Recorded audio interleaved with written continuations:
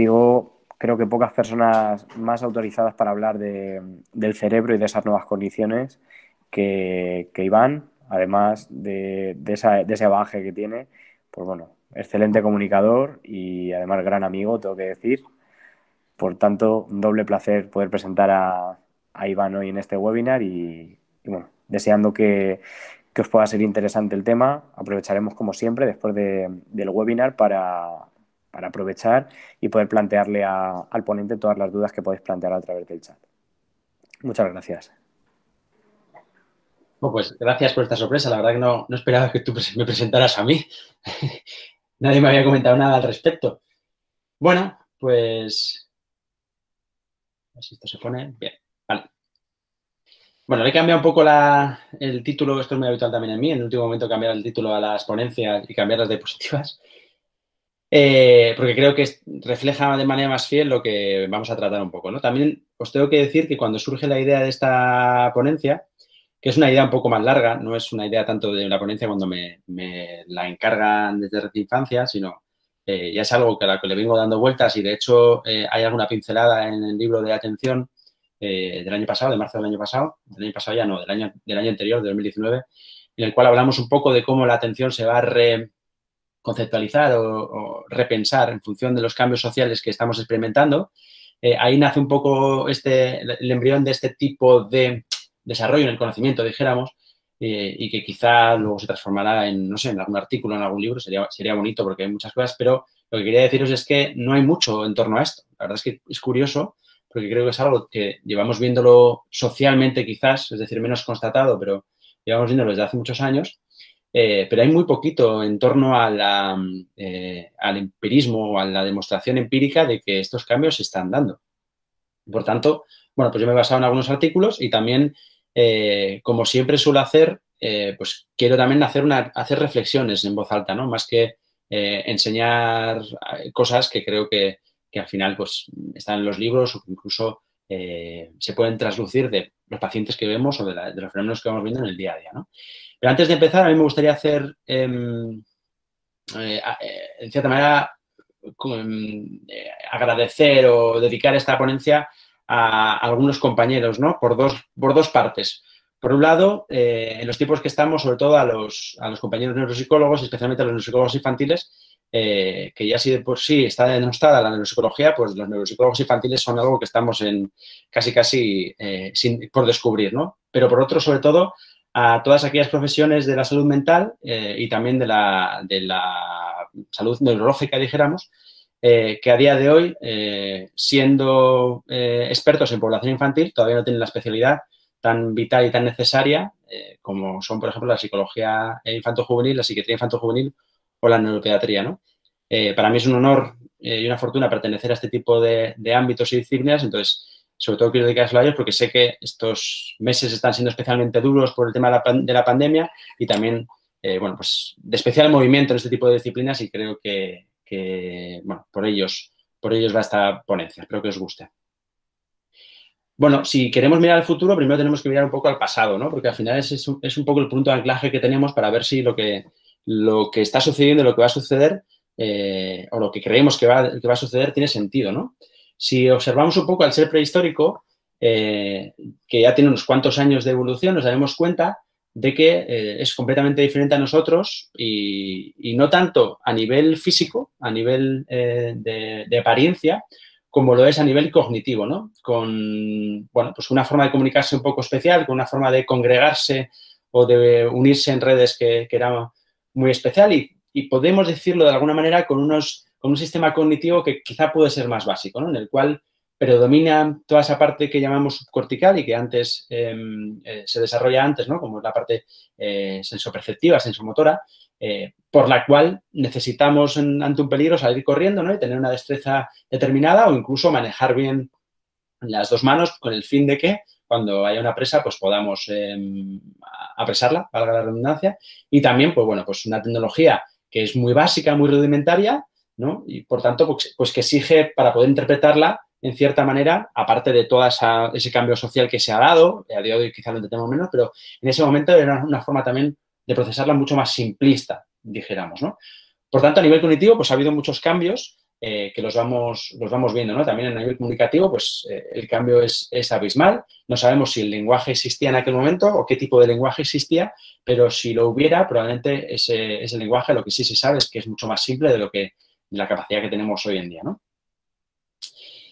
Y quiero recordar aquí que nace, que de aquí nace, o de esta época nace un poco la teoría, la típica teoría del cazador del TDAH, que aún está por demostrar y creo que se quedará ahí por demostrar, pero que también da un poco cuenta de la diferente condición que podemos tener hoy en día en relación a ese momento, ¿no? Si no conocéis esta teoría dice que esos rasgos de impulsividad, de rápida reacción, incluso sin pensar, ¿no? Pudiera surgir como reacción a la necesidad de salir corriendo de una amenaza, ¿no? Y que quizás eso, en cierta manera, epigenéticamente se ha trasladado hoy en día, se ha vuelto se ha metido en nuestros genes para transportarse hoy en día y que hoy en día sea un rasgo que es menos adaptativo, pero que deviene un poco de años anteriores, ¿no? Bueno, ahí está la teoría, tiene muchos agujeros, pero por otro lado, pues, bueno, pues, es una teoría interesante a nivel filosófico más que a nivel científico, ¿no? Si miramos la parte más científica, la parte más empírica, pues sí que tenemos algunas evidencias de que hemos evolucionado cognitivamente, ¿no? Por lo menos la carcasa, ¿no? De nuestro cerebro es más grande. Hay más superficie donde albergar funciones cognitivas y, por tanto, queremos pensar que en ese sentido somos más evolucionados, ¿no? Pero además, si miramos otro tipo de elementos, como por ejemplo son los elementos que llamamos terciarios, ¿no? Como son las circunvoluciones, los giros que tiene, los pliegues que tiene el cerebro, pues vemos cómo hay cada vez más complejidad a nivel cerebral porque cada vez tiene más. Esto implica que podemos llevar a cabo, a nivel general, procesos más superiores y más complejos, ¿vale?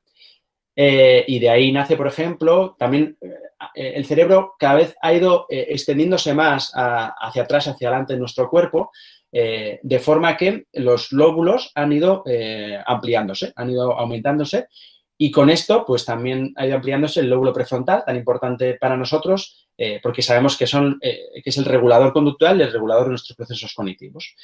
Y de ahí nace un poquito que a día de hoy tengamos mayor evolución o mayor capacidad a nivel de funciones ejecutivas y una mayor capacidad incluso a nivel funcional. Y de ahí también somos capaces, por ejemplo, de procesar más información o de manera más eficiente, de asimilarla mucho más, de ser más capaces de abstraernos, de razonar, ¿no? Y por otro lado también de regular también no solo nuestra conducta, sino también nuestras emociones, ¿no?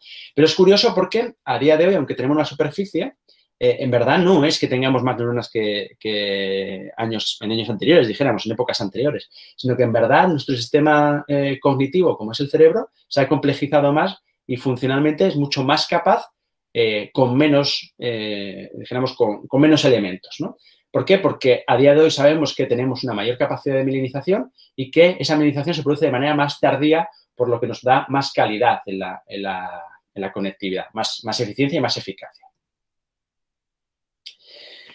Y si miramos también desde un punto de vista un poco más filosófico-cognitivo, sabemos que uno de los elementos más importantes para el ser humano siempre ha sido el lenguaje, ¿no? Que ese lenguaje siempre ha ido interconectado con la capacidad que tenemos de pensar.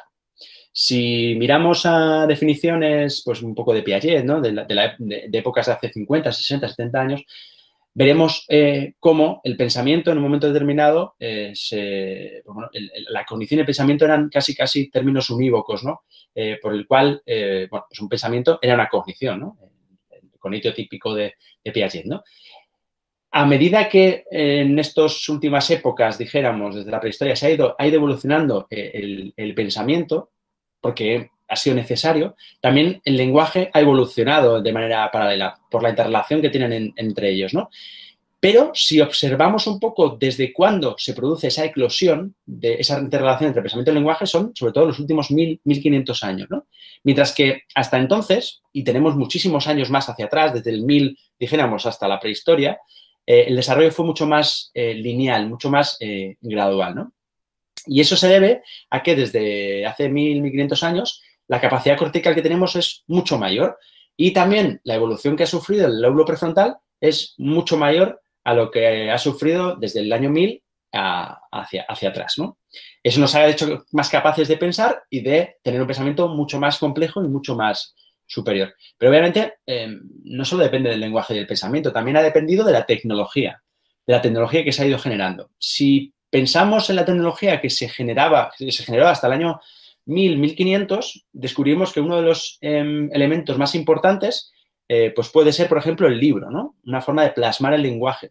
Sin embargo, si pensamos en la tecnología que se ha generado en los últimos, vamos a ponerle 20 años, o 30 o 40, nos daremos cuenta de que la tecnología también ha sufrido un crecimiento exponencial y una complejización también de una manera muy exponencial, ¿no?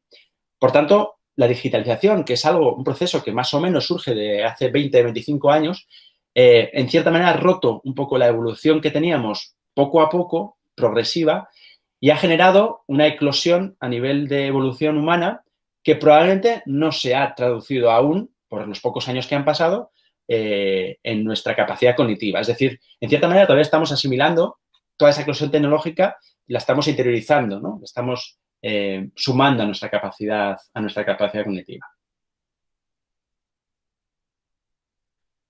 Como os decía, el lenguaje pues, fue, en palabras de Vygotsky, ¿no? La tecnología social más potente en su momento.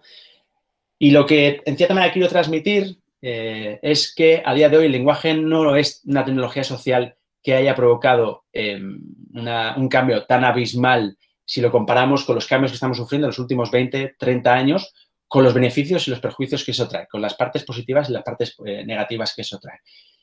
Hasta el punto de que a día de hoy ya la tecnología es una parte más de nuestra forma de vivir, pero no quizás tan externa como pudiera ser, por ejemplo, el fuego en la época prehistórica, ¿no?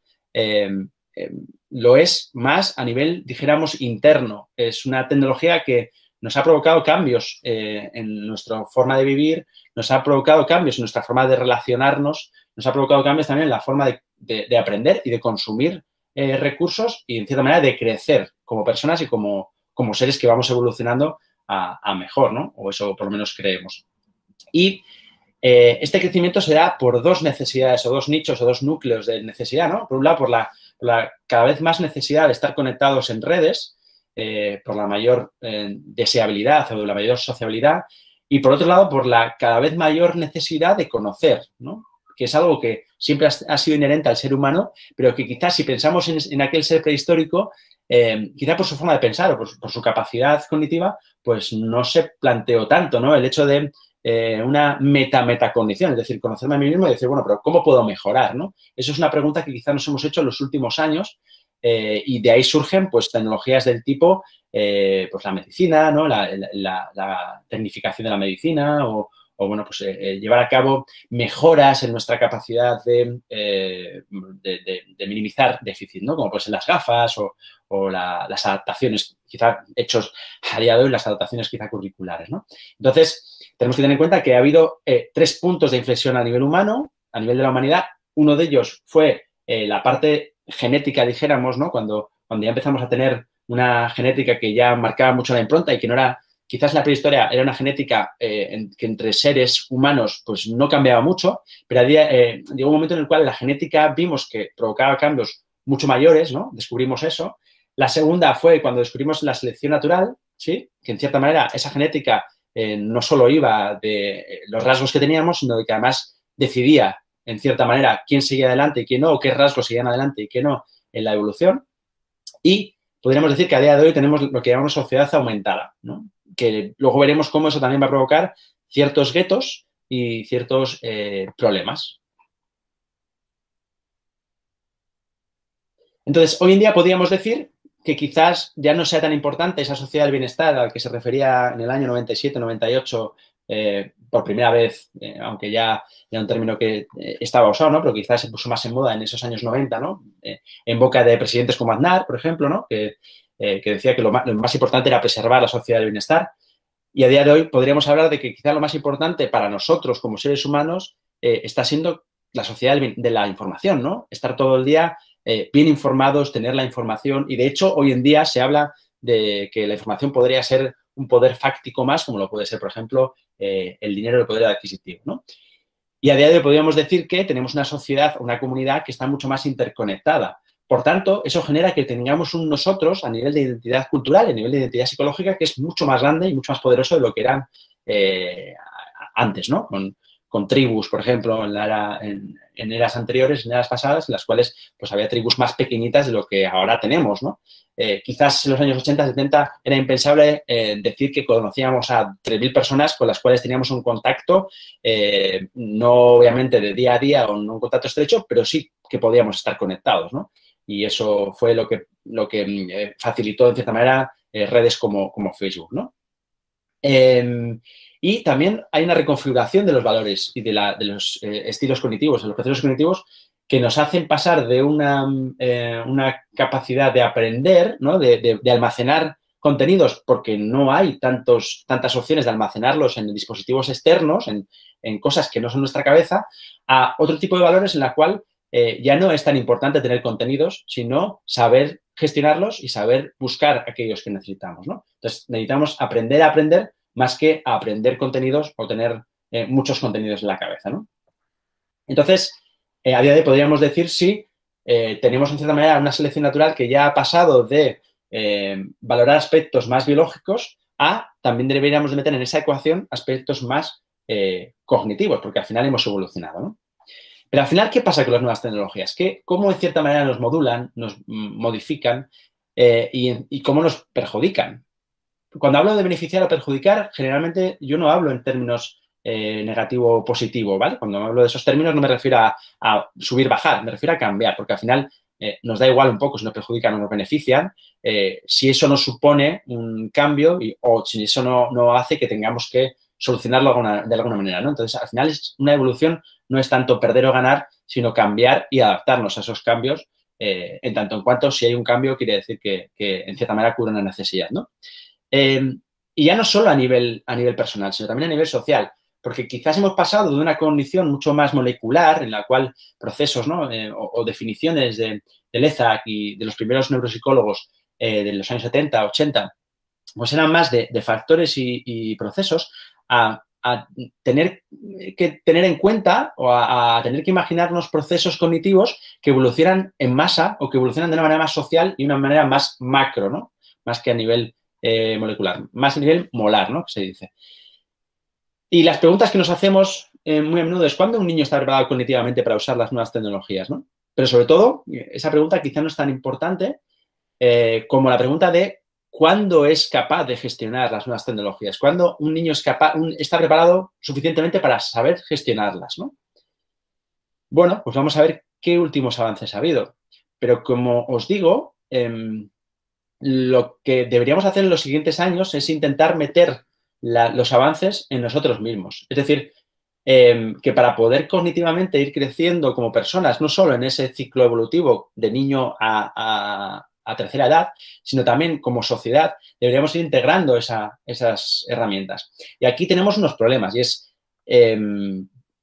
es lógico, como os he dicho antes, que con la eclosión de la tecnología en los últimos 20, 30 años, de las nuevas tecnologías, llamémoslo así, aunque hay gente que ese término dice que no debería ser así, que no describe bien la realidad, pues bueno, con esas herramientas, en cierta manera, lo que necesitamos es aprovecharlas y sacarle un partido. ¿Por qué? Porque a día de hoy tenemos problemas a nivel moral, ¿no? En el uso de tecnologías, tenemos problemas a nivel legal. Y todo eso surge porque antes han nacido las nuevas tecnologías que toda la regulación o que todo el proceso social, humano y cognitivo que se le tendría que haber dado para que estuviéramos preparados para usarlo, ¿vale? Pero claro, tampoco son nuevas las nuevas tecnologías, porque ya hace unos años, 2015, si mal no recuerdo, María José Mas fue una de las primeras personas que me hicieron pues interesarme un poco por este tema, ya escribió sobre este tema, ¿no? Y decía que a pesar de lo que decíamos de las nuevas tecnologías, de lo interactivo que es todo y lo chulo y lo motivante que es todo, esto no es de ahora, es del siglo XVI cuando los primeros libros interactivos, obviamente no con la tecnología que tenemos hoy en día, surgían, ¿no? Y resulta curioso porque a día de hoy, 5 años después de ese post, podemos decir poco nuevo y seguimos teniendo dos paradojas. Por un lado, sentimos que no usamos bien las nuevas tecnologías y que sobre todo los niños y adolescentes, que son los de mayor vulnerabilidad, siguen teniendo un mal uso de nuevas tecnologías y son más vulnerables a ese mal uso de las nuevas tecnologías, ¿no? Esto a día de hoy no se ha constatado. Es decir, no tenemos pruebas de que eso sea real porque los estudios dicen una cosa y la contraria. Pero social y mediáticamente sí que, en cierta manera, se ha etiquetado o se ha sentenciado de que vamos a peor, ¿no? Pero, sin embargo, y aquí es donde quiero llegar con el post de María José Mas, porque ella literalmente lo refiere, el problema real no es en Internet en sí, ¿no? Porque al final es la mejor herramienta de conexión que tenemos. El problema surge cuando necesitamos Internet para desconectarnos. De ahí surge el primer problema porque al final pues tenemos situaciones como estas en las cuales estando en sociedad llegamos a desconectar y quedamos para desconectar. Y si quedamos para conectarnos, desconectados, ¿no? Es un poco la pescadilla que se muerde la cola. Y 5 años después, incluso más, porque María José Mas lo dijo en ese momento, pero incluso probablemente más años antes ya teníamos esa constatación, pues seguimos teniendo un poco la misma sensación y quizá más acentuada. No sé si por influencia mediática o no. Entonces, trayendo un poco encuestas más recientes, las encuestas edades y la encuesta, el estudio edades y el estudio ESDAM, nos dicen que ya antes de marzo de 2020, en el cual tenemos la pandemia y el confinamiento, ya se había incrementado el uso compulsivo de Internet. De forma que esto afectaba al 3,7% de la población. Es decir, hay personas que están consumiendo de manera compulsiva la navegación en Internet sin un producto real o sin al menos el producto real que se esperaría por el nivel de uso que tienen, ¿no? Y es un 3,7. Si lo traducimos en datos, esto supone 1.139.000 personas en España que consumen de manera compulsiva Internet.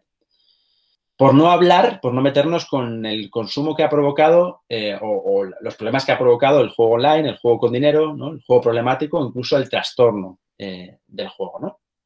Que sabemos que ha supuesto un agujero muy grande, sobre todo en los primeros meses del confinamiento, ¿no?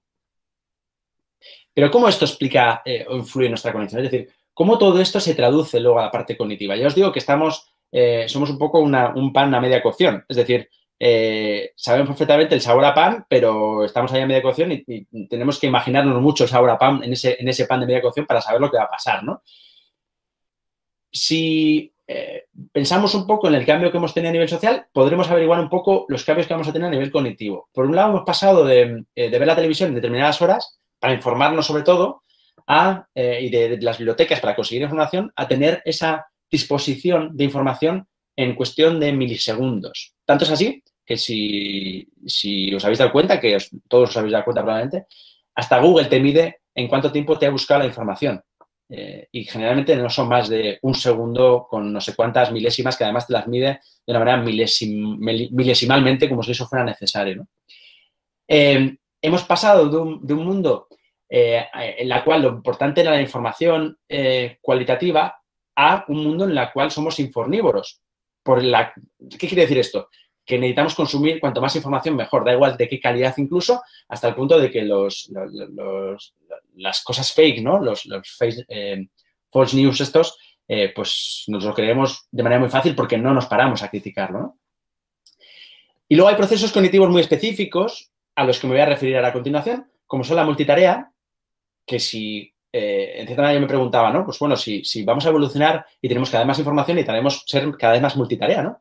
¿Esto es un signo de adaptación o no? ¿No? Como tenemos cada vez más información, tenemos que ser más capaces de filtrar esa información y de ser más capaces de, por tanto, atender a más estímulos, ¿no? Y como hacemos una multitarea, también tendremos que ser capaces de hacer un buen switching. Switching quiere decir alternar nuestro foco atencional de una fuente a otra, ¿no?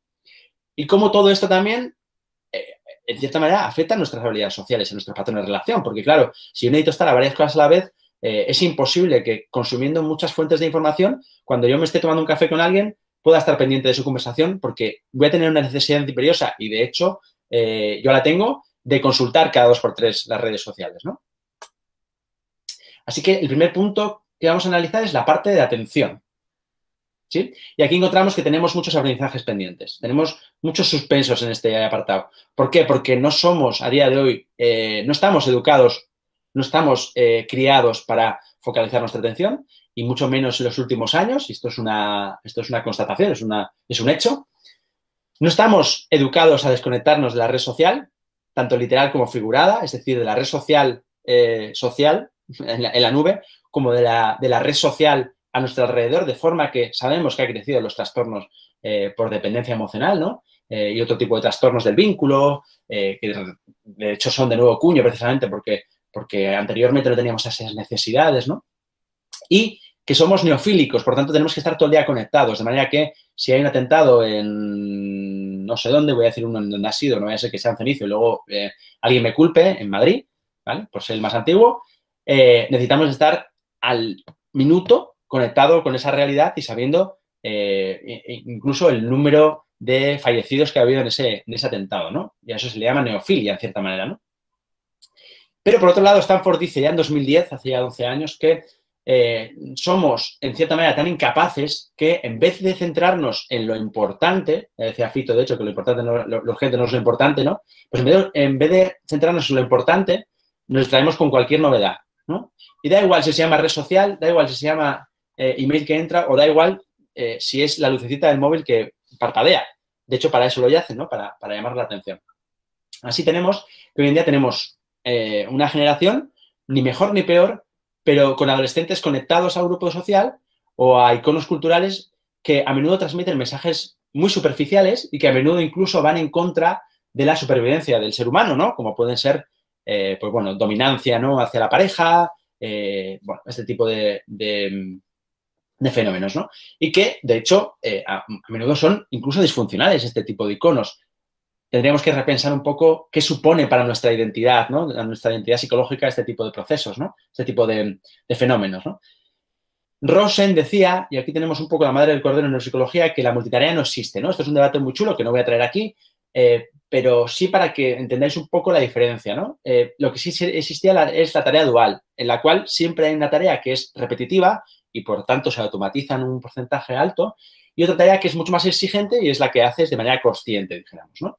Si existiera una multitarea, tendríamos diferentes actividades a más o menos igual nivel que estarían compartiendo atención en cierta manera, aunque algunas de ellas estuvieran más automatizadas que otras, ¿no?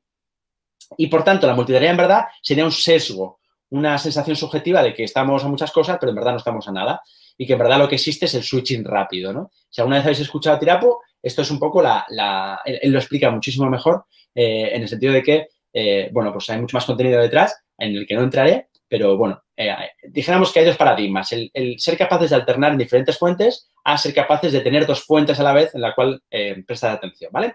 Para también un poco anclar en lo que nos vamos a referir. Pero vamos a ver, entonces, ¿cada vez tenemos más multitarea hoy en día? Pues bueno, pues algunos estudios dicen que sí. De hecho, este estudio de Stowboyd, no sé cómo se pronuncia muy bien, dice que ahora, a día de hoy, en comparación a muchos años atrás, el 2,5% de motoristas ya llevan a cabo tareas duales cuando conducen. Es decir, conducen y hablan por el teléfono. Por eso, pues los Bluetooth, aparte de tecnológicamente, han surgido en los últimos años. Y, de hecho, por eso está despenalizado el hecho de tener un Bluetooth y hablar por el Bluetooth, siempre y cuando no manipules el instrumento, ¿no? ¿Por qué? Porque sabemos que esa actividad no interfiere significativamente, porque interferir siempre se interfiere, obviamente, con la conducción. Pero tenemos más datos. Los nativos digitales son capaces de más switching, es decir, de alternar entre diferentes actividades y hacerlo de manera más eficiente. De forma que son más capaces de desconectarse y conectarse en otros lados y además son más capaces que los que no hemos sido nativos digitales. Ah, pues algún cambio hay entonces, ¿no? Y por otro lado, pues los nuevos valores que os he dicho, ¿no? Bueno, que os he medio dicho. Por ejemplo, a día de hoy se tiene más en cuenta la imagen, lo que transmites, más que lo que verdaderamente eres, a diferencia de los años 90, ¿no? O los 2000, en los cuales, quizás no los 2000, ¿no? 90, 80, en los cuales era muy importante el conocimiento que tenías y lo que transmitías, ¿no? En cierta manera. Y a día de hoy es más importante cómo lo transmites y la imagen que das, ¿no? Y, sobre todo, a día de hoy es un factor muy importante también el tema de la creatividad, con todo lo que ello conlleva, ¿eh?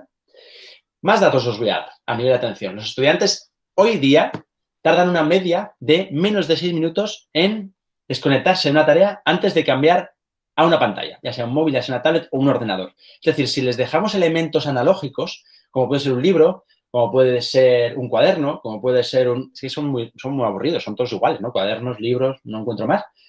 Pues van a tardar menos de 6 minutos en desconectarse e irse a una pantalla. En menos de 6 minutos van a estar en una pantalla, ¿vale?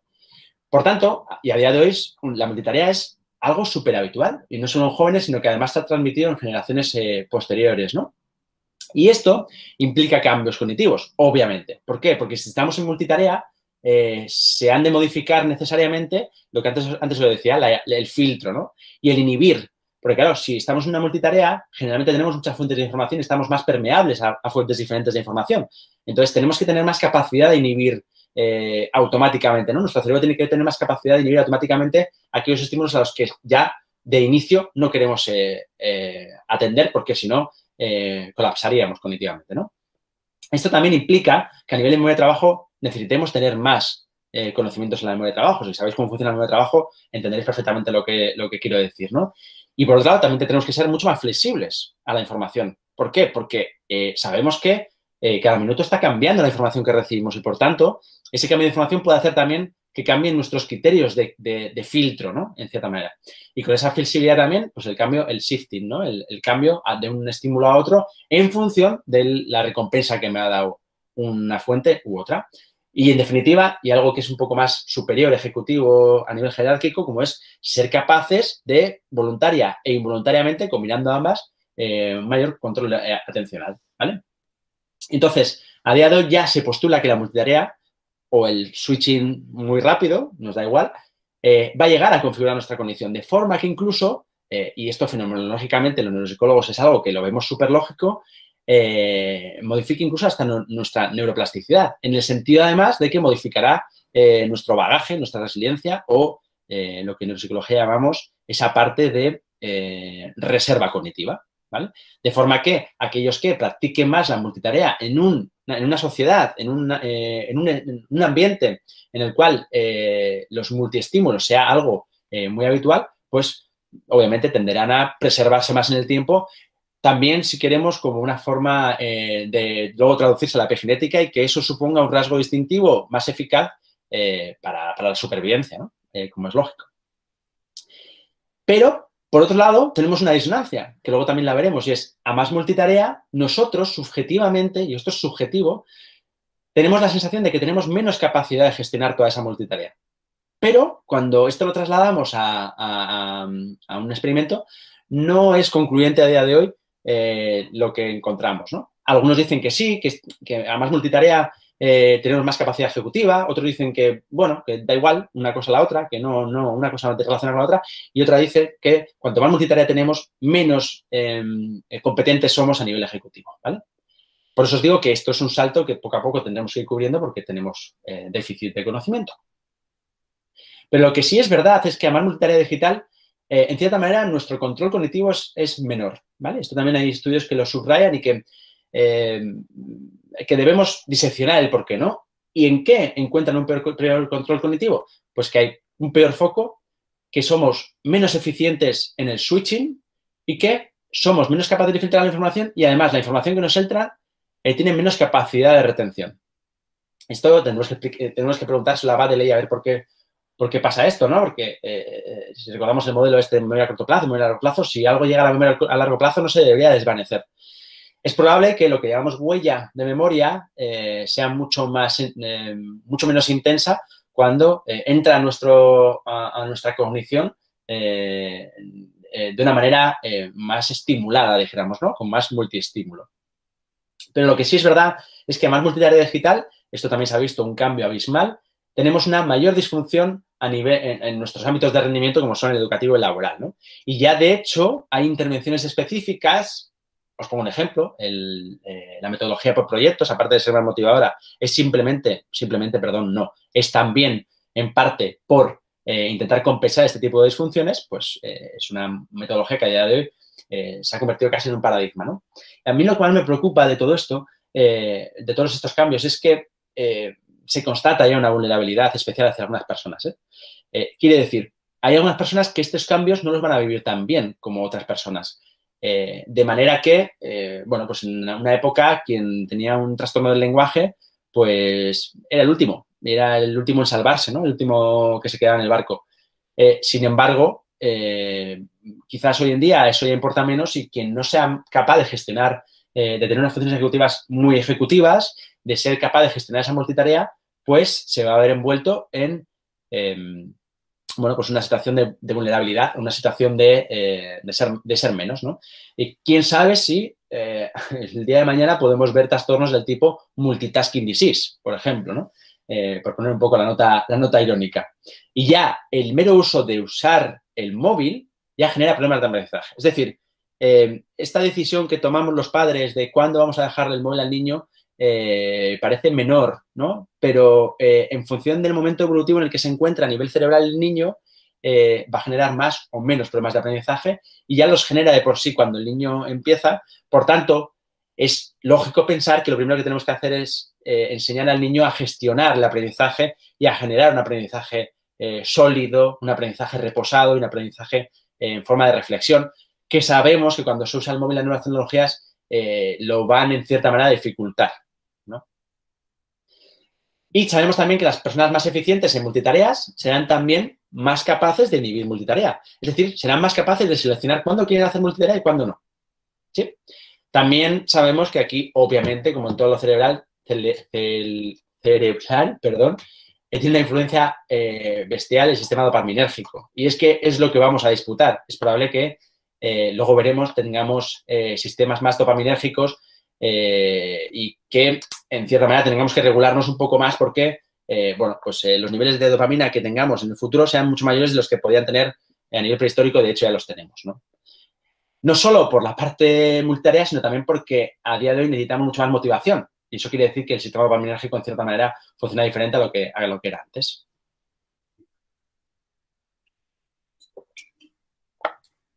Esto por la parte neuro. Pero ¿qué pasa por la parte psicológica? Porque los neuropsicólogos también abordamos la parte emocional de la que a menudo nos olvidamos, ¿no? Y de esto también extrapola, esto también destila en la parte emocional, ¿no? De manera que a nivel socioemocional, desde que han llegado la multitarea digital, tenemos más depresión y más ansiedad social, ¿sí? Es decir, el aumento que se ha visto en los últimos años, quitemos el paréntesis del confinamiento, porque ya se veía anteriormente, este es un estudio de 2015, en parte, esto va a haber estudios que tengan que demostrar si en parte o más o menos parte, pero en parte son debidos a la multitarea, ¿no? El que ha crecido las tasas de depresión, las tasas de ansiedad social. Y es especialmente nocivo en esa fase identitaria que es la adolescencia, pero en esa fase también en la cual se perfeccionan muchísimo las funciones ejecutivas, obviamente. Por tanto, insisto, el momento en el cual decidimos cuándo dejar al niño el móvil, obviamente también determina mucho porque va a determinar cómo se conformen las funciones ejecutivas en tanto en cuanto la estimulación vaya a ser más superficial o más rápida, menos rápida, más multitarea, menos multitarea, ¿vale?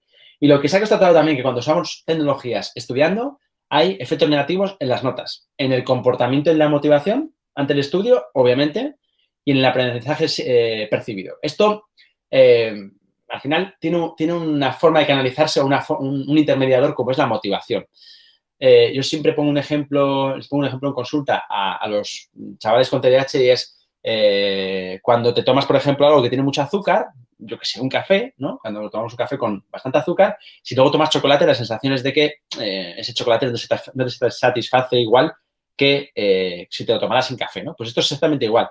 Si a un niño le das un libro, te dice que eso va a mierda de estimulación es, ¿no? O sea, al final tiene una tablet en la cual estimula mucho más o tiene un vídeo de YouTube en la cual los estímulos son más rápidos, son más variados y son mucho más motivantes, ¿no? Y tenemos que tener en cuenta, nos dice Van der Sur, en la relación que se va a dar entre la regulación atencional y la regulación socioemocional, porque ya sabemos que a nivel neuropsicológico hay una interacción entre todos los procesos neuropsicológicos, ¿vale? Porque ya hemos visto, por ejemplo, ¿no? Con estudios del tipo, cuando tienes muchos amigos a nivel digital, eso no mejora la calidad o la calidad de vida psicológica, ¿no? El bienestar psicológico. Sin embargo, cuando tienes más amigos cara a cara, eso sí lo mejora, ¿vale? Por lo tanto, eso quiere decir que, en cierta manera, eso tiene una interrelación, ¿no?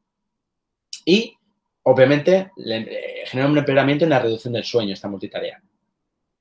Bueno, estas son unas pinceladas. Yo os digo que en el libro podéis encontrar alguna cosita más y ojalá en algún momento surja un espacio en el cual todas estas reflexiones que os voy haciendo pues puedan ser plasmadas y reposadas de una manera más longitudinal o una manera más ampliatoria en un libro específico de ello, porque creo que Bueno, ya los hay también, pero creo que desde el punto de vista cognitivo es muy interesante lo que se está produciendo. Fijaros, Sócrates a Platón hace muchísimos años le decía, Platón, ¿tú crees que ahora que ya podemos escribir las cosas, la memoria desaparecerá y ya será algo inútil? Y yo voy a más allá y os voy a preguntar, ¿creéis que con la googleización de los procesos cognitivos la memoria tiene sentido? De hecho, voy a daros más datos después. De hecho, la googleización de la memoria lo vemos en que antes los pendrive eran de 250 megas y decíamos, ostras, tenemos un mogollón de espacio. A día de hoy, 250 megas no nos da ni para guardar casi un PowerPoint. Este pesa 60 megas, fijaros, ¿no? Y vamos generando cada vez más capacidad de almacenar la información hasta el punto de que Google Drive nos ha generado espacios de 20 gigas, ¿no? ¿Qué 20 gigas? De 200 gigas, ¿no? Para que los compremos y consumamos, ¿no? Por tanto, a día de hoy es más importante saber dónde buscar la información y cómo gestionarla más que tener la información dentro de nosotros. ¿Para qué entonces la memoria? Es probable que la memoria vaya sufriendo una atrofia progresiva porque no la vamos utilizando y, de hecho, ya lo estamos viendo. ¿Quién de los nativos digitales, por no herir sensibilidades a los que estáis escuchando esta ponencia, se sabe un número de teléfono de su madre y de su padre, ¿no? También es verdad que los tecleamos directamente. Pero si hacemos estudios comparativos, yo os animo a hacer este estudio comparativo, os apuesto lo que queráis, una cena, lo que queráis, a que los nativos digitales son menos capaces de memorizar un número de teléfono, por ejemplo, a los que hemos vivido los años 80-90, en lo cual memorizar un número de teléfono era algo habitual, ¿vale? Y otra pregunta que me hago es, hasta ahora teníamos esa predominancia del lenguaje como la función, como el dominio cognitivo, con más importancia porque necesitábamos tener ese lenguaje, expresarlo. Eso es más prevalente del hemisferio izquierdo, ¿no? Y se tenía un poco ahí olvidado y era la hermana pobre, el hemisferio, o el hermano pobre, el hemisferio derecho, ¿no? Y entonces mi pregunta es, ¿vamos a darle más importancia entonces al hemisferio derecho, que es el organizador, ¿no? El gestor, en cierta manera, el buscador, ¿no? Nuestro buscador de Google, y el que en cierta manera se encarga más de todos esos procesos, ¿no? De creatividad, etcétera? Pues es una pregunta que igual os la resuelvo de aquí 30 años, a día de hoy no soy capaz. Pero siguiendo con estas necesidades futuras, vemos que hay una disonancia cognitiva que es muy clara y que quizás se obedece a lo que os decía, esa ruptura de la tecnología, esa eclosión de repente, sin habernos preparado para ello, ¿no? Y es, necesitamos tecnología y evolución, pero nos sentimos muy mal porque no llegamos a todo. Y cada vez son más. Es decir, esto es como una especie de carrera en la cual cuanto más atrás nos quedamos, sentimos que más atrás nos quedamos. Esto es como una especie de no llego nunca, ¿no? Entonces, tenemos que intentar estimular la capacidad de filtro, y esto es un mensaje a los que trabajéis sobre todo en psicología educativa o social también, porque creo que esto es una reivindicación, un cambio social que tenemos que hacer, y también el criterio informativo. Es decir, tenemos que tener en cuenta que a nivel cognitivo y a nivel de evolución vamos a tener que manejar grandes cantidades de información, pero sin tener la información. ¿Sí? Y, por tanto, yo me reconozco, confieso que no soy capaz de organizar la información. A mí nadie me enseñó y a día de hoy no soy capaz de generar estrategias de organización. Igual también por mis características, pero esto no puede pasar de generaciones futuras porque lo que vamos a generar es que esos niños que tienen menos capacidad, cuando sean adultos, tengan todavía más sensación de incapacidad, ¿vale? Y, por ejemplo, pues tenemos el claro ejemplo de los TDAH, ¿no? Estos niños que dicen, es que me meto en Google y la sensación es de como me metieran en un agujero negro, de ahí no salgo, ¿no? Y los adultos también refieren un poco lo mismo. ¿Por qué? Porque no tienen capacidad de gestionar toda esa información, de organizar, de planificar, de esto sí, esto no, de inhibir, ¿no? De filtrar. Entonces, bueno, pues a día de hoy ya se están primando cosas como la viralidad, ¿no? Y ya da igual si es de calidad, porque también tiene que tener una parte de innovación. Antes, si era de calidad, ya se viralizaba. Ahora tiene que tener calidad e innovación en la forma de decirlo y, además, que provoque algo nuevo, ¿no? Ya puede ser una risa o una estimulación más a nivel social, ¿no? Por tanto, la hipersocialización tiene un arma de doble filo. Y no entraremos mucho en estos procesos de hipersexualización, hipersocialización, ¿vale? Hipersocialización más básica, dijéramos. ¿Por qué? Porque nos está generando que tengamos más neocortes, como ahora veremos, y más conexiones frontobasales, pero, por otro lado, también estamos generando procesos de socialización mucho más breves, en el cual pasamos mucho menos tiempo con los demás, en el cual pasamos más tiempo aislados con nosotros mismos. en el cual tenemos más promiscuidad a nivel social, de más amigos, de más relaciones afectivas, etcétera, ¿no? Y necesitamos estar actualizados constantemente con todo lo que supone eso para el ser humano de hoy en día a nivel socioafectivo, por cómo estamos preparados para ello cognitivamente, a nivel de regulación, ¿no? Por tanto, yo me pregunto si tardaremos mucho en estar desmemoriados. Yo reconozco que yo soy uno de los desmemoriados. Funciono mucho con agendas, ¿no? con estrategias de este tipo compensatorias, más que con la memoria en sí, porque a mí ya no me funciona. También nos hemos preguntado muchas veces si se perderá la coordinación oculomanual o, en cierta manera, si nos adaptaremos, ¿no? a esta cada vez menor uso de manos para escribir, y ya se ha visto que también, que los niños que usan más tablets para leer y, por tanto, dejan de un lado un poco la escritura o incluso chatean, ¿no? Y, por tanto, usan menos la grafomotricidad, pues se ha visto que luego son menos capaces en este tipo de habilidades, ¿no? cognitivas, como son la psicomotricidad, dijéramos, ¿no? Por tanto, Monero decía, la mente virtual de los nativos tecnológicos tiene más facilidad para procesar la información discontinua e interconectada, aprenden a resolver mejor las necesidades informativas y a relativizar la importancia de lo que leen, porque es una nueva forma de adaptarnos al hoy, porque sabemos que viene más información, porque sabemos que viene de fuentes más diversas y, por tanto, la focalización no es que se haya estropeado, sino que es menos adaptativa y menos necesaria. Por eso tenemos menos focalización hoy en día. Es un cambio, en cierta manera, cognitivo a nivel adaptativo, ¿no? Y esto va a hacer que, inevitablemente, pues se cambie la forma de procesamiento de la información que tengamos, sí o sí.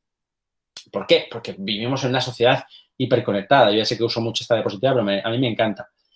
Por todo lo que supone esta diapositiva y por todo lo que abruma, pero a la vez dices, ostras, hasta que uno ve este tipo de diapositivas no se da cuenta, no metacognitiviza lo que en verdad vive cada día casi sin querer, ¿no? Como os he dicho antes, el tamaño del neocórtex está creciendo, también crece porque tenemos un cerebro social, ¿no? Y, por tanto, como el neocórtex es el que se encarga un poco de la parte social, pues es necesario que crezca, pero a la vez también crece porque tiene que gestionar muchas redes sociales y muchas formas de interconectarnos. Es muy curioso, ¿no? Porque si nos damos cuenta también a nivel social, hemos guardado en alguna parte de nuestro cerebro cómo tenemos que relacionarnos con cada uno de nosotros, ¿no? Es decir, a ver si me explico. Cuando yo hablo con alguien por WhatsApp, necesito saber cómo se va a tomar lo que yo estoy escribiendo porque hemos quitado de esa conversación elementos que antes eran fundamentales, como son los elementos extralingüísticos, que en un momento determinado podían hacer pensar a la otra persona que si lo que estaba diciendo era una ironía, por ejemplo, o no, ¿vale? Sin embargo, a día de hoy el WhatsApp no tiene. Esto que el WhatsApp no tiene opción, a no ser que acuerdes con la otra persona algún elemento de este tipo, ¿no? Yo qué sé, un asterisco a veces, digo yo, ¿no? Eso hace que tengas que tener un archivo en nuestra cabeza porque a una de las personas, por la influencia que ejercen determinadas palabras cuando las dices, ¿no? O si tienes que matizarlo más, o es que este chico, si le digo esto, igual no lo va a entender bien por cómo es, ¿no? Entonces, eso es algo que antes no lo teníamos, ¿no? También es un cambio un poco cognitivo. Y cuando entramos en las nuevas tecnologías, lo que vemos es que hay un aislamiento social a priori, pero luego ese aislamiento social va decreciendo y se convierte en una hipersocialización, ¿sí? Pero yo me atrevería a reflexionar en torno a qué tipo de socialización es esta, ¿no? Porque es un perfil totalmente diferente, ¿no? Buscamos también que poco a poco toda la información que tenemos en la red, ¿no? vaya integrándose con la verdadera realidad, pero a día de hoy, y esto se escribió hace 33 años ya, ya hemos perdido esa noción de qué es real, qué está en la web, qué es inventado, ¿no? Que es una fake news, qué es inventado, ¿no?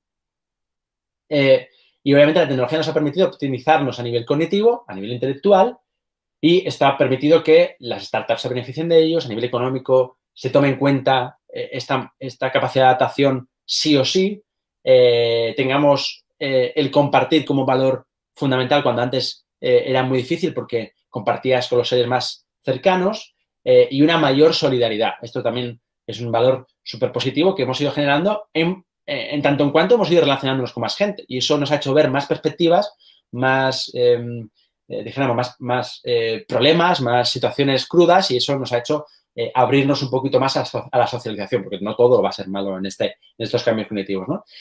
pero hemos generado perfiles más vulnerables.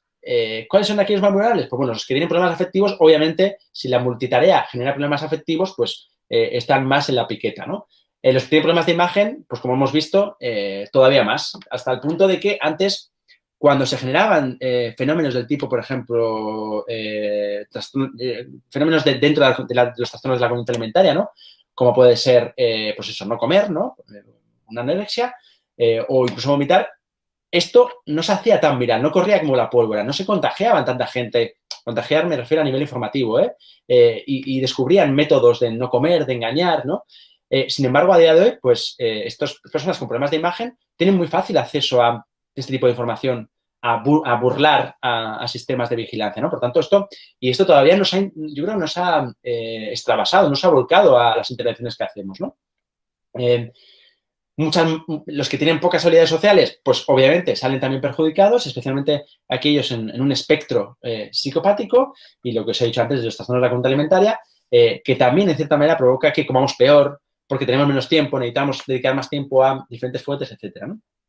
Y obviamente, a día de hoy parece algo súper extraño, ¿no? Cuando vimos esas tasas de desconexión, pero todavía hay gente que no tiene acceso, como Dios manda, a una fibra de vidrio y, por tanto, no tiene acceso a un Internet en condiciones, o gente que incluso todavía no tiene Internet en casa. Por tanto, ahí, por configuración social, también se está generando un gueto tecnológico.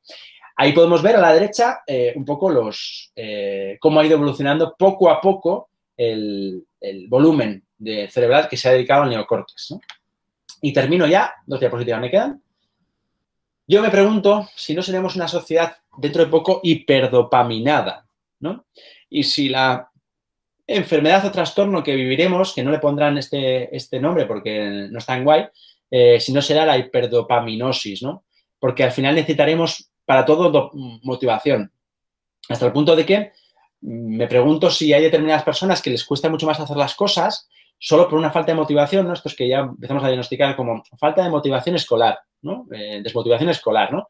Si esto no son una consecuencia, en cierta manera, directa o indirecta de que pues tengamos cada vez más información, cada vez haya más competitividad entre estímulos y, por tanto, tenga que ser estímulos más salientes, más atractivos para que les hagamos caso. Y, obviamente, esto lo regulan los sistemas dopaminérgicos, ¿vale? Y ya sabemos cómo esto funciona. El sistema de recompensa, el sistema frontobasal. Y, además, si a esto le unimos, y no voy a abrir este melón, obviamente, porque ya me he pasado de tiempo, el melón de los demás fenómenos sociológicos, dijéramos, como, por ejemplo, la cada vez mayor exposición a tóxicos, ¿no? O la cada vez mayor exposición y riesgo de caer en viralidades y fenómenos del tipo ballena azul, yo no sé si os acordaréis del alcohol inhalado, ¿no? Pues de personas que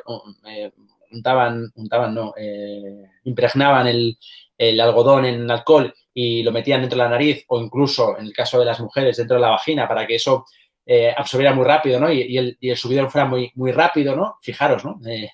Dopamina a tope, el Tide Pod, ¿no? El Ice Water, fenómenos que curiosamente han generado algunas muertes, o el fenómeno de Momo, ¿no? Fenómenos que han generado alguna muerte, pero que, sin embargo, eso no ha cortado la cadena de transmisión y la cada vez mayor viralidad de ese fenómeno, sino que incluso las han exacerbado.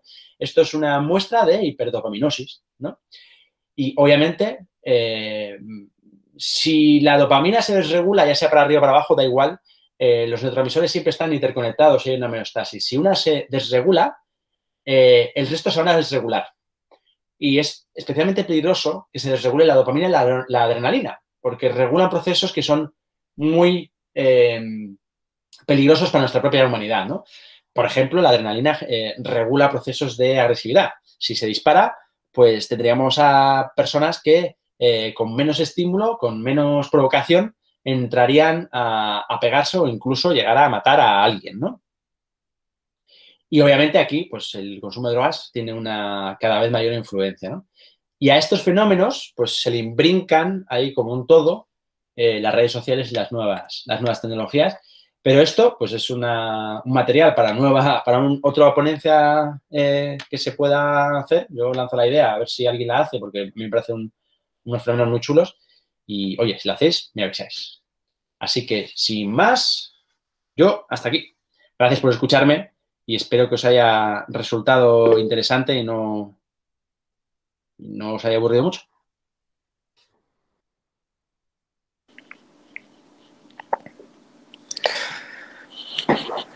Pues muchísimas gracias, Iván, por la presentación.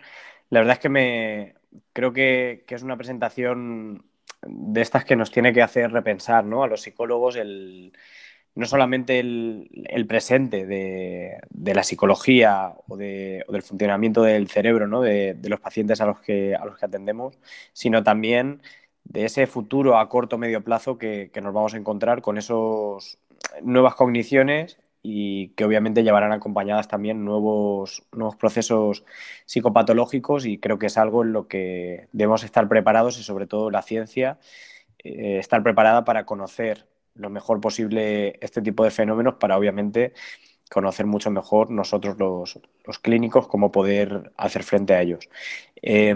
Antes de dar paso a algunas preguntas que estoy viendo que están saliendo en el chat, me gustaría lanzarte yo la primera pregunta, Iván, en relación al tema que has desarrollado de las nuevas cogniciones y del efecto que tienen diferentes variables de nuestra sociedad actual con respecto a posible desarrollo de psicopatología. Y obviamente, pues no me puedo olvidar, y mi pregunta va en relación al TDAH, ¿no? Bueno, desde diferentes enfoques pseudocientíficos o acientíficos, se habla mucho de esa sociedad hiperactiva que crea niños hiperactivos, ¿no? O de esa escuela del siglo XIX que no se adapta a la realidad o al cerebro de los niños del siglo XXI, ¿no? Entonces, mi pregunta iba en relación a eso, ya que tú también eres un experto, tanto a nivel clínico como a nivel de investigación en el TDAH. Aterrizando en ese trastorno en concreto, ¿qué influencia o qué poder tiene realmente estos nuevos tiempos que vivimos en el posible desarrollo o el posible aumento de la prevalencia de TDAH, o, mejor dicho, más que la prevalencia de TDAH, el aumento de síntomas o de cuadros compatibles con el TDAH? Bueno, la verdad que es una pregunta súper interesante, pero a la vez súper complicada, porque en cierta manera estaba pensando, ¿en algún momento podremos generar un proceso diagnóstico que nos permita saber qué niños han estado hiperestimulados y qué niños en verdad padecen un TDAH? Pues yo diría que no. A no ser que el inicio de las nuevas tecnologías sea más tardío, pero creo que tampoco eso nos ayudaría en exceso, porque cuando vamos por la calle ya estamos hiperestimulados. Y, por tanto, los niños que son más vulnerables a ese tipo de estímulos, a ese tipo de forma de presentación de estímulos, dijéramos, pues van a tener esa vulnerabilidad igualmente. Así que creo que sí, que en cierta manera podremos ver una prevalencia más alta, no sé, pero que muchos más niños vendrán a consulta consultando por incapacidad a la hora de concentrarse o hipercinesia. Al final tenemos que tener en cuenta que los adultos somos capaces de entender que cuando estamos un poco espitosos, a veces es porque hemos visto una serie que nos mantiene, que nos ha hecho estimularnos, excitarnos, pero los niños no son capaces de generar este tipo de estrategias metacognitivas y por tanto no son capaces de bajar, y por tanto eso se hace que ellos se muevan mucho más y eso a la vez les genere mucho más ansiedad. Por tanto, es probable que veamos, sí, niños más hiperestimulados y al final niños más hipercinéticos en cierta manera como consecuencia de esta hiperestimulación. Yo también lo creo. ¿Cómo lo discerniremos? Pues se me hace complicado. Al final los estudios epidemiológicos nos dirán, hasta hoy en día no nos lo dice, porque creo que los cambios son muy progresivos y no se traducen tan rápido, pero yo creo que los estudios epidemiológicos nos dirán que poco a poco el diagnóstico es mayor, o quiero pensarlo, tanto de TDAH como de ansiedad o de depresión, porque los niños lo traducen todo así. No se te oye. Que ya tiene mute. Ahora sí. Decía Iván que en este sentido has comentado durante tu ponencia, pues bueno, al final, digamos, que esos cambios que han generado esas variables o esos nuevos tiempos en los que vivimos, pues bueno, su influencia en cuanto a los procesos cerebrales y demás. Claro, sería importante preguntarnos o tener la respuesta acerca de si un cambio social tan brutal como han sido, sobre todo en el caso de las nuevas tecnologías, que es uno de los temas de los que más has estado hablando en tu ponencia, si un cambio tan abrupto como ese realmente puede tener el potencial suficiente de modificar procesos y estructuras cerebrales que en muchos de los casos pues vienen con nosotros desde hace miles y miles de años, ¿no? Es decir, pues bueno, en ese sentido, la pregunta de Mari Carmen Parejo decía que si sería mejor, en este sentido, frenar la evolución de la multitarea, si es que fuera posible, o impulsar la rápida adaptación, que un poco lo que creo que está en el fondo de esa pregunta es si de alguna manera lo que deberíamos es pelear lo máximo posible por adaptarnos a unos cambios sociales que son inevitables, o bien deberíamos trabajar por retroceder un poco en algunos de esos cambios sociales que quizás pues nos van a traer efectos perjudiciales, como puede ser el efecto de la multitarea. ¿Cuál es tu opinión al respecto, Iván? Pues yo creo que cuando evolucionamos de una manera determinada, la evolución no se puede parar. Lo que se puede hacer es intentar generar compensaciones en determinadas maneras, ¿no? Yo creo que nos tenemos que adaptar y, por tanto, yo creo que la multitarea es algo que ha venido para quedarse y, a no ser que cambiemos todo el sistema social, que lo veo inviable porque al final vivimos una sociedad tan globalizada que sería cambiar el mundo casi, ¿no? Excepto el tercer mundo, que se rige por valores más de calidad, ¿no? A día de hoy, casi el mundo entero se rige por valores de competitividad. Por tanto, el que más produce es el que más éxito tiene. Si más produces y puedes producir dos cosas a la vez, pues obviamente eso te genera que tenga mucho más éxito. Yo creo que eso es a día de hoy casi inevitable. Lo que habría que hacer es poner medidas de contención o medidas de gestión. Es decir, una cosa muy sencilla a llevar a cabo y que si hubiera recursos creo que lo haríamos todos con los ojos cerrados es educar a ese niño de 5, 6, 7 años, por un lado, a regular y gestionar la multitarea, pero por otro lado, a regular los momentos de conexión y desconexión de determinados focos de multitarea. Y eso es algo que a los que no han tenido la oportunidad de que se les enseñe o de que regule, pues ya es tarde. En cierta manera, con esto hablaba un poco también, ¿no? Los experimentos un poco de las funciones ejecutivas, ¿no? Aquellos niños a los que les enseñas mejor a gestionar determinadas cosas, desde en el momento en el cual se está gestando esa determinada cosa, pues luego reaccionan mucho mejor y en este caso la multitarea es una parte más de la función ejecutiva. No creo que sea mala, pero el problema está que no estamos preparados para ello y si vamos preparando a las generaciones futuras, pues ellos estarán más preparados que nosotros, como sucede, por ejemplo, con el inglés, ¿no? Efectivamente, yo creo, también coincido un poco con tu visión de que hay cuestiones que difícilmente se van a poder parar, sobre todo el papel que las tecnologías de la información y la comunicación van a tener en nuestra vida y sobre todo en la de nuestros hijos, quizá, de una manera mucho más intensa y potente que la nuestra. Y pues bueno, creo que ahí nuestro cerebro, como ha hecho durante tanto tiempo, durante la historia, creo que tiene ahí un reto muy importante a la hora de cómo poder adaptarse y cómo poder adaptar ciertos procesos que, como decía, llevan muchos miles de años con nosotros, cómo poder adaptarlos a una realidad pues totalmente diferente a la de tiempo atrás. Yo solamente, Iván, creo que ya no hay más preguntas en el chat, estoy revisando. Iván, solo agradecerte la ponencia que has hecho. Creo que es una ponencia que además abarca o ampara o da cobijo a muchos de los webinars que hemos estado viendo durante el 2020 en Red Infancia, porque al fin y al cabo de lo que hemos hablado hoy, pues creo que abarca gran parte de la psicopatología del niño y del adolescente, no solo de la que ya nos estamos encontrando en la clínica, sino también de las que vendrán. Y creo que empezar a repensar ciertas cosas e intentar que la ciencia vaya por delante de todos esos fenómenos, pues creo que es algo muy importante y creo que has puesto sobre la mesa un tema que va a ser crucial en los próximos años para nosotros los psicólogos infanto-juveniles.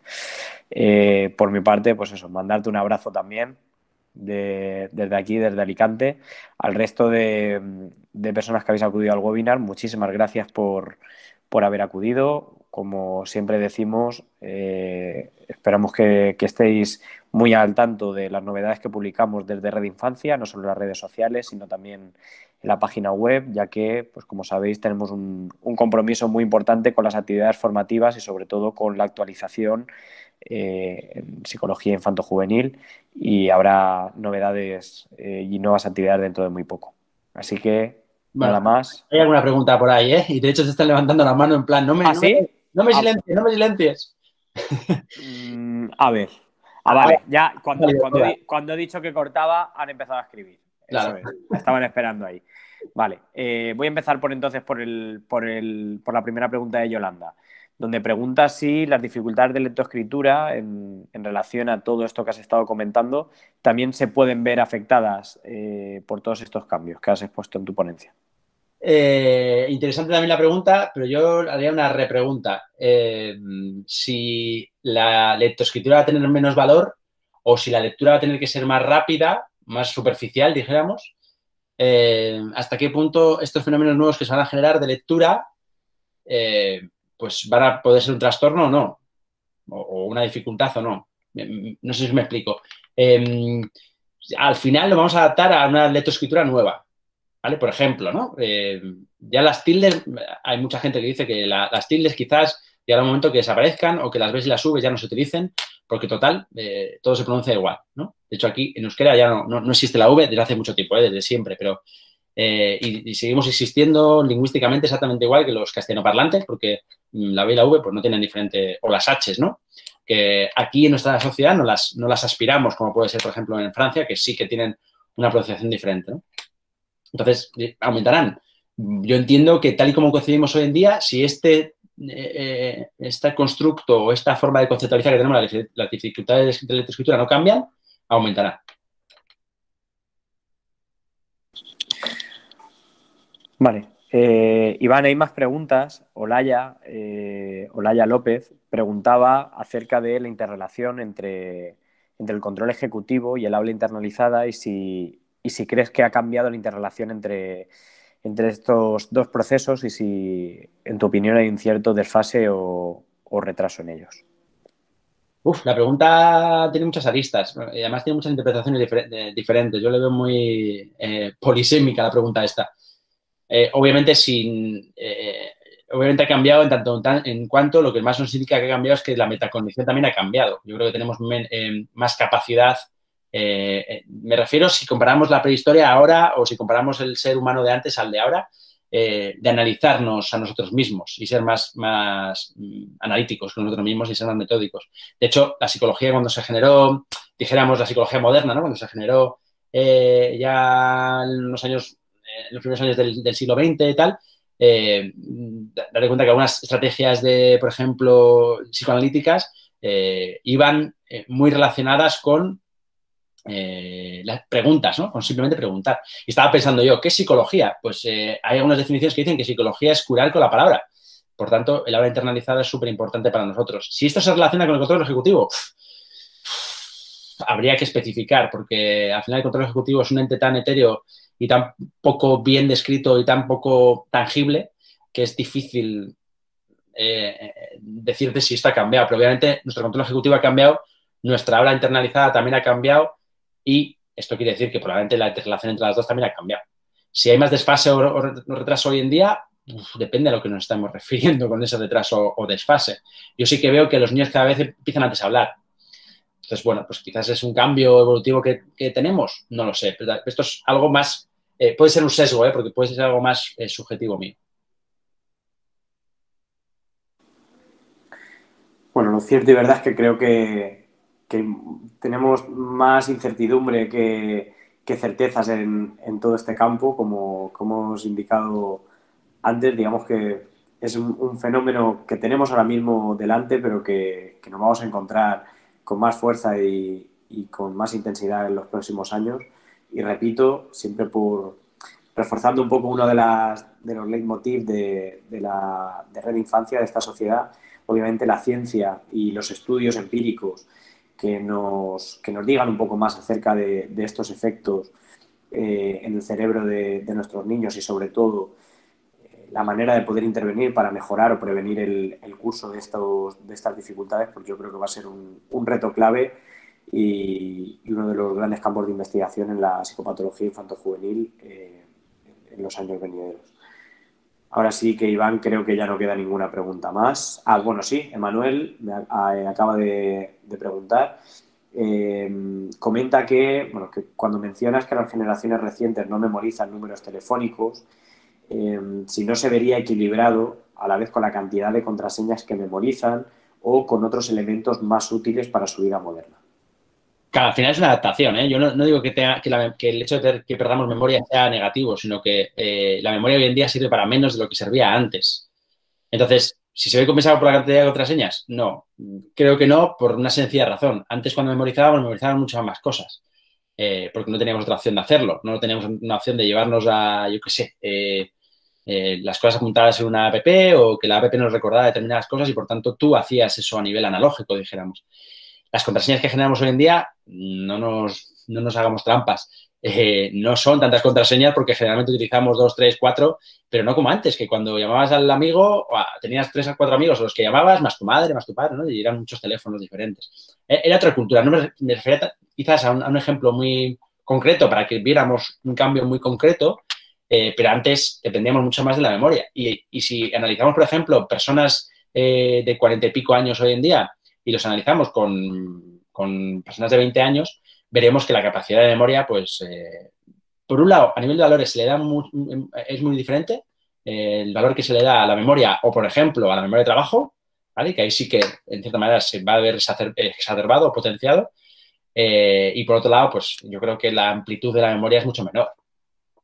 Veremos si en verdad es porque las estructuras que tienen que ver con la memoria, pues ya no tienen tanto sentido y poco a poco se van empequeñeciendo, se van retroalimentando menos, porque es como vamos generando un poco cambios cognitivos, o si esto es debido a una, no sé, y esto es debido probablemente a que otras estructuras van cogiendo ese espacio. Y no tengo ninguna duda de que el cerebro no se va a echar a perder, sino que lo que va a hacer es adaptarse y generar una estructura de memoria de trabajo que a día de hoy es bastante pequeñita para lo que dependemos de ella y esto hará que la memoria de trabajo tenga más potencia y más capacidad y, sin embargo, la memoria pues se vea cada vez más limitada.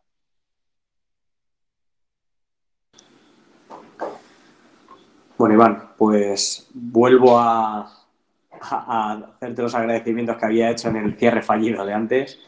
Muchísimas gracias por tu webinar. Muchas gracias también a todos los asistentes. Y como decía anteriormente, estad atentos a las novedades que publiquemos, no solo en la web, sino también en las redes sociales de Red Infancia, porque, bueno, como sabéis, plantearemos nuevas actividades formativas en diferentes formatos para, pues, bueno, seguir con la misión, una de las misiones que tiene esta sociedad, que es la de la divulgación del conocimiento científico más actualizado y más riguroso con respecto a la psicología y la psicopatología infanto-juvenil. Un saludo, Iván, un saludo a todos los espectadores también y nos vemos en el próximo webinar. Hasta luego.